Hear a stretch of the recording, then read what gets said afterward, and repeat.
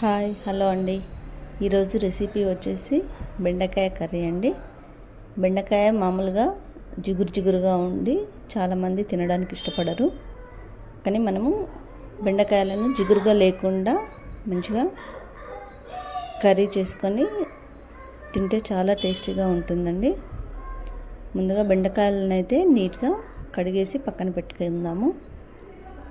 చివర్లు cut చేసుకొని పక్కన పెట్టేసుకుంటే మనకు కట్ చేయడానికి ఈజీ అయిపోతుంది. బెండకాయలు తింటే చాలామందికి లెక్కలు మంచిగా వస్తాయని అంటారు. నిజమే కదా. బెండకాయలు కూడా మంచిగా ఉన్నాయా లేదా అన్నీ చూసి తీసుకోవాలండి. ముదిరినవైతే మనకు పంటి కింద పడి తినడానికి ఇబ్బందిగా ఉంటుంది. మంచిగా లేతవి తీసుకోవాలి. వాటిని చిన్న చిన్న ముక్కలుగా కట్ చేసి పక్కన పెట్టేసుకుందామండి.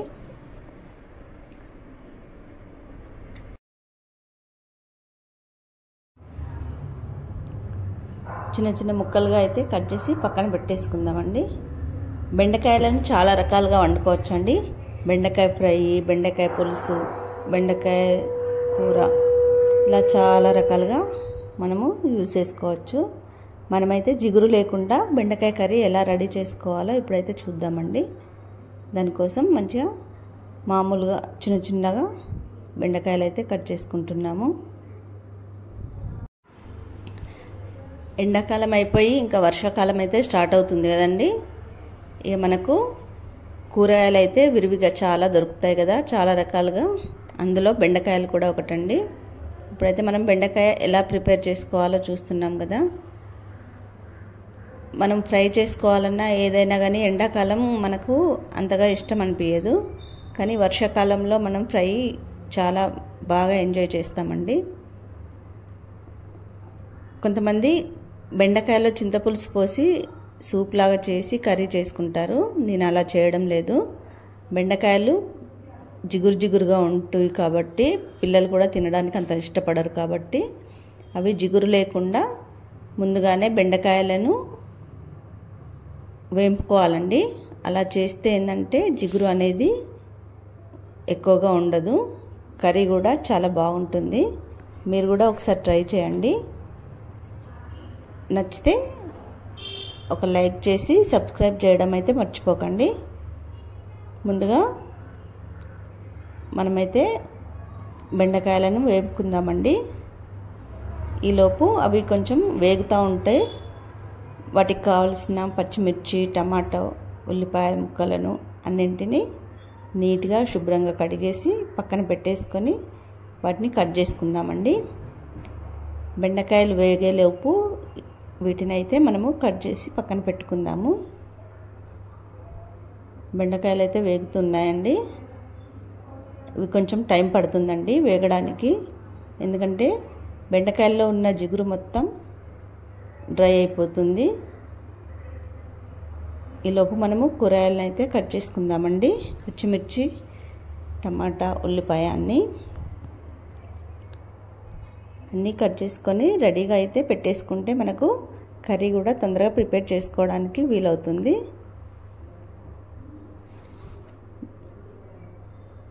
చూసారుగా, ఈ విధంగా ఉల్లిపాయ, పచ్చిమిర్చి, టమాటా, కొత్తిమీర, కరివేపాకు అన్నీ రెడీగా పెట్టేసుకున్నామండి.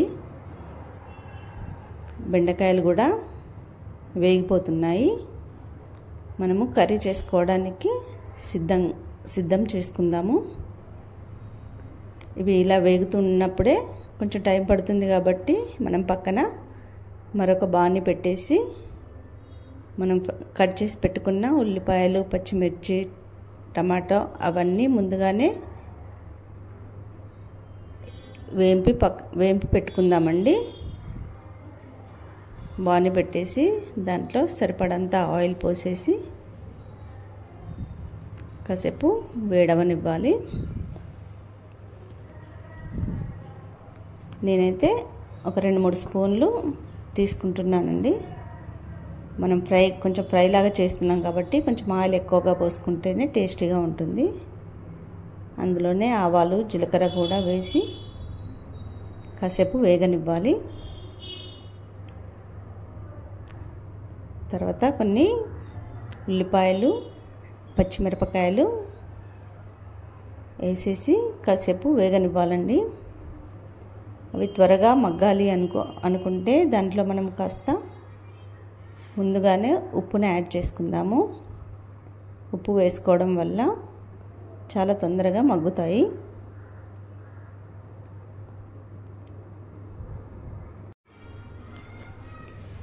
పచ్చిమిర్చి, టమాటో, ఉల్లిపాయలు మంచిగా వేపుకోవాలండి. పక్కన మనకు బెండకాయలు అయితే ఫ్రై అవుతున్నాయి. అవి జిగురు లేకుండా చాలా చక్కగా ఫ్రై అయ్యాయి. ఇంకొక 5 మినిట్స్లో అవి పూర్తిగా ఫ్రై అయిపోతాయి.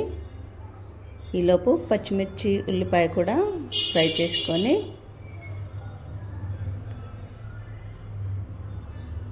పెట్టుకోవాలండి.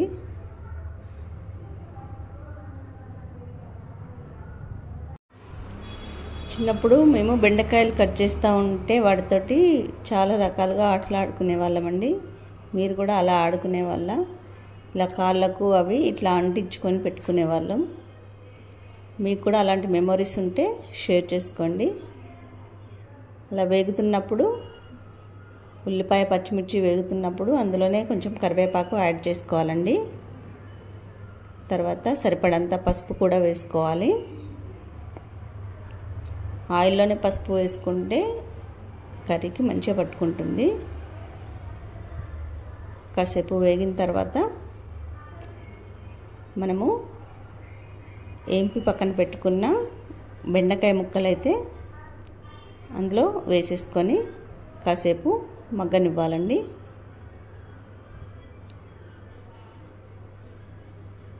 మనం ఆల్రెడీ జిగురు లేకుండా చేసుకున్నాం కాబట్టి చాలా తొందరగా ఫ్రై అవుతాయి.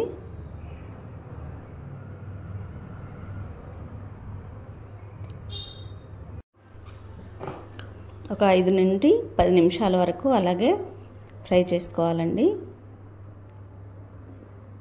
మనము కారంకు బదులు పచ్చిమిర్చి వేసుకున్నాం కాబట్టి టేస్ట్ కూడా చాలా రుచిగా ఉంటుంది. చూసారా, మంచి కలర్ కూడా కనిపిస్తుంది కదా. బెండకాయ కర్రీ అయితే ఇంకొక 5-10 మినిట్స్లో రెడీ అయిపోతుందండి. కొంచెం ఫ్రై అయిన తర్వాత టమాటా ముక్కలు కూడా యాడ్ చేసుకోవాలండి. టమాటా ముక్కలు ముందుగా వేసుకున్నా పర్వాలేదు, తర్వాత వేసుకున్నా పర్వాలేదండి. ఎందుకంటే టమాటాలు తొందరగానే మగ్గుతాయి కాబట్టి మనకు ఇబ్బంది ఏమి ఉండదు. అలా టమాటాలు వేసి కాసేపు ఉడకనివ్వాలి. తర్వాత కర్రీ మొత్తం మంచిగా మిక్స్ చేసేసుకోవాలి. కర్రీ చూడ్డానికైతే చాలా కలర్ఫుల్గా ఉందండి. తింటే కూడా అంతే రుచిగా ఉంటుంది. మీకు ఉప్పు కనుక సరిపోనట్టు అనిపిస్తే కొంచెం యాడ్ చేసుకోండి. చివరిగా కొత్తిమీర వేసుకొని మనము సర్వ్ చేసేసుకుంటే అయిపోతుంది. ఏ కర్రీకైనా చివరిగా కొత్తిమీర కంపల్సరీ కదండి. కర్రీ అయితే రెడీ అయిపోయిందండి. దాన్ని వేరొక బౌల్లోకి తీసుకొని మనము సర్వ్ చేసుకోవడానికి సిద్ధం చేసుకోవడం అంతే. కర్రీ అయితే రెడీ అయిపోయింది. ఎలా ఉందో టేస్ట్ చేసి చూద్దాం రండి.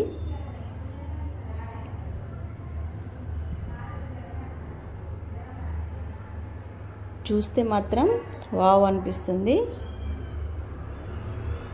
చూస్తేనే కాదు, మనం తింటే కూడా రుచిగా ఉండాలి కదా. ఒకసారి మనము అన్నంలో ట్రై చేసుకొని చూద్దాము. ప్లేట్లో కాస్త అన్నం పెట్టేసుకొని రెడీ అయిన బెండకాయ కర్రీ వేసుకొని తింటే చాలా బాగుంటుందండి. పక్కన మీరు చింతపులుసు అయినా పెట్టుకుంటే ఇంకా చాలా బాగుంటుందండి. చింతపులుసు బెండకాయ కాంబినేషన్ సూపర్గా ఉంటుంది. నేను ఇప్పుడు చింతపులుసుతో కాదు కానీ ఆమ్లెట్ వేసుకొని టేస్ట్ చేసి ఎలా ఉందో చెప్తానండి. బెండకాయ కర్రీ పిల్లలు కూడా చాలా ఇష్టంగా తింటారండి. చాలా అంటే చాలా బాగుంటుంది. వావ్, టేస్ట్ కూడా సూపర్గా ఉందండి. మీరు కూడా ఇలాగే ట్రై చేసుకొని తినండి, చాలా బాగుంటుంది. మనకు జిగురు అనేది ఎక్కడా కనిపించదు. బెండకాయ కర్రీ అంటే ఇలాగే చేసుకోవాలనిపిస్తుంది.